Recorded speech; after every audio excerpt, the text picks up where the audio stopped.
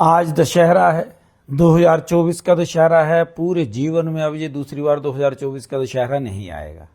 आप हिंदू हैं, हिंदुत्व का आप सपोर्ट करते हैं, आप ईमानदारी से बताइएगा, क्या आपको भगवान राम की शक्ति पे विश्वास है?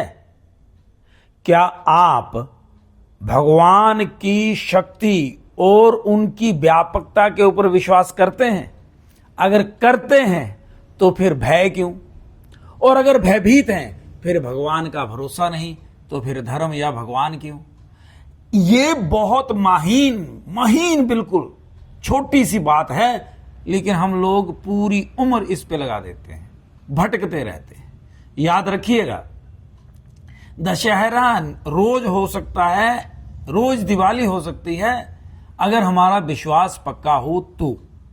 अब ये विश्वास भगवान पे भी हो सकता है, और अगर अपने आप पे हो जाए तो उससे बड़ी चीज कोई नहीं। क्योंकि स्वामी विवेकानंद कहा करते थे, जो मनुष्य स्वयं पे विश्वास नहीं करता वो भगवान पे भी विश्वास नहीं कर सकता, और ना ही उस व्यक्ति पे कोई विश्वास कर सकता है। ये ध्यान देने की बात है।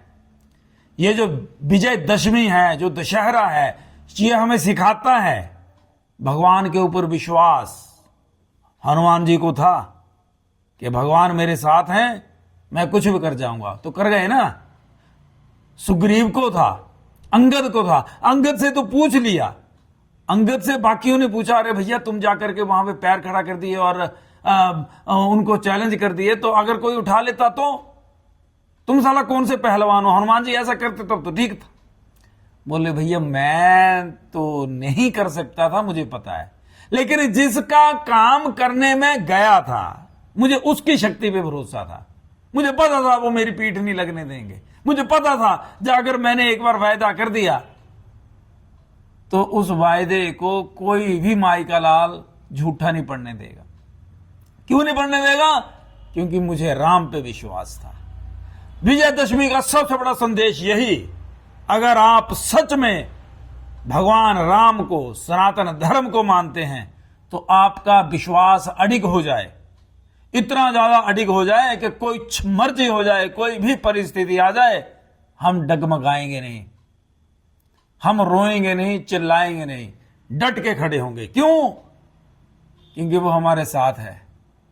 याद रखना पड़ेगा हमें, उठ बांध कमर क्यों डरता है, फिर देख राम क्या करता है। ये बात हमारे तन मन में पूरी तरह समाहित हो जाए, यही जरूरी है। अपने बच्चों को भी यही सिखाना है, बाकी सब बातें बाद में। सबसे पहले विश्वास अपने पे और अपने अपने पे, भगवान के ऊपर। कृष्ण है, राम है, हनुमान है, शिव है, गणेश है, जो भी, हमारी तो लिस्ट काफी बड़ी है ना। हमारे तो परमात्मा के रूप ही बहुत हैं।